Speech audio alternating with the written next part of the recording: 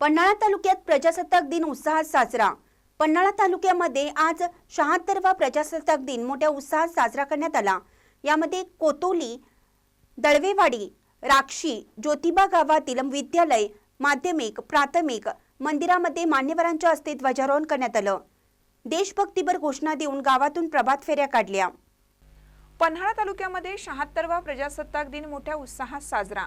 कोतोली येथील श्रीपतराव चौगले कॉलेजमध्ये संस्थापक अध्यक्ष डॉक्टर के.एस. चौगले यांच्या हस्ते ध्वजारोहण करण्यात आलं। एनसीसीच्या विद्यार्थ्यांनी संचलन केलं। यावेळी सचिव शिवाजीराव पाटील, खजानीस एम.एस. चौगले, संचालक प्रकाश पाटील, प्राचार्य डॉक्टर विजयकुमार पाटील उपस्थित होते।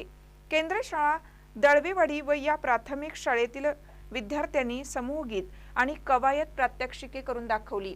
राक्षी येथील छत्रपती हायस्कूलमध्ये मुख्याध्यापक जयवंत शिंगे यांच्या हस्ते ध्वजारोहण झालं। केदारलिंग देवस्थान प्रभारी धैर्यशील तिवले आणि सिंधिया ग्वाल्हेर ट्रस्टचे प्रभारी अजित झुगर यांच्या हस्ते ध्वजारोहण झालं।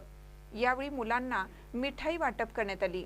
महानकर न्यूजसाठी दत्तात्रय धडेल, ज्योतिबा डोंगर।